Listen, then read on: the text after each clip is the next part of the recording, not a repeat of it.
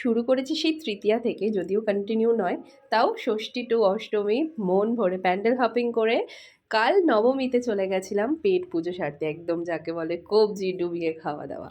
তো পুজো মানেই তো ঘোরা, আনন্দ, খাওয়া দাওয়া সব মিলিয়েই। তো টুকটাক খাওয়া দাওয়া তো ছিলই প্যান্ডেল হপিংয়ের সাথে, প্লাস কালকে একটু জমিয়ে খাওয়া দাওয়া করেছিলাম। চলে গেছিলাম করিমসে, আমাদের গড়িয়ার যে আউটলেটটা সেখানেই চলে গেছিলাম।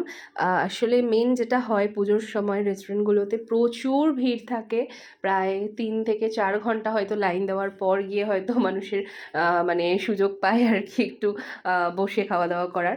বাট সত্যি বলতে কি এই করিমসে মানে আমাদের গড়িয়ার করিমসে একদমই সেই প্রবলেমটা ফেস করতে হয়নি।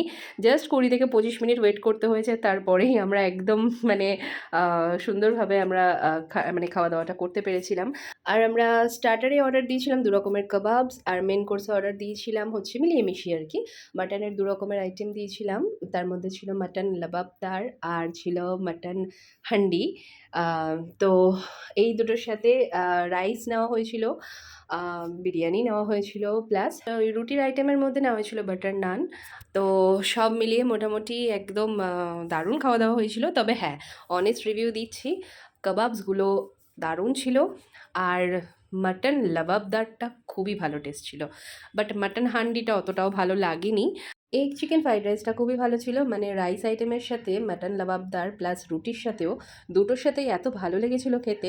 আর লাস্টে আমরা লাইম সোডা নিয়ে নিয়েছিলাম মকটেলের মধ্যে। খাওয়া দাওয়ার পাশাপাশি অ্যাম্বিয়েন্সও খুবই ভালো ছিল রেস্টুরেন্টটার।